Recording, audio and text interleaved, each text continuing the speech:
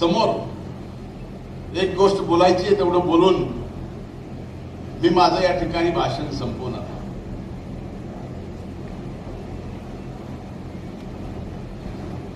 ज्या वेळेस नगरपालिकेच्या निवडणुका चालू होत्या,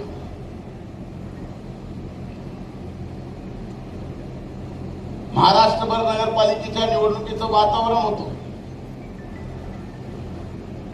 मी मात्र वेगळ्याच वातावरणात होतो. सर्व दूर एकट्या धनंजय मुंडेला बदनाम करण्यासाठी जे काय करता येईल ते महाराष्ट्रातले मोठे मोठे मोठे मोठे नेते करत होते.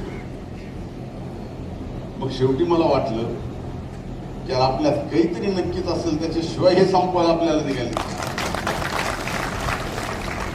त्यांना असं वाटत असावं की हे बाबा आपल्याला पुरून उडत.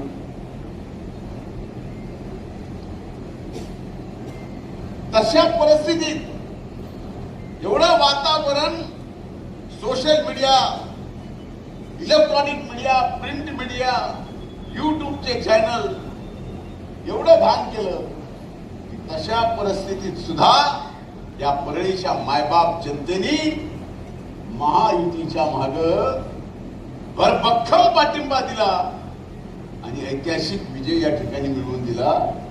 नगराध्यक्ष पदाचे आपले विजयी उमेदवार ज्यांनी आपल्या नावाने बाजीराव भैयाला पद्मश्री दिलेली,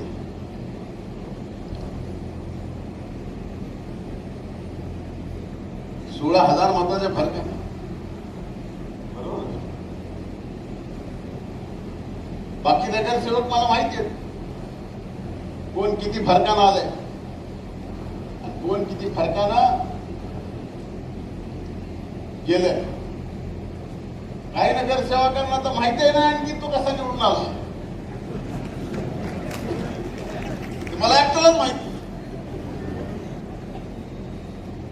आणि पहिली वेळ नाही, ज्याला पाडलाय त्याला मी तसंच निवडून आणला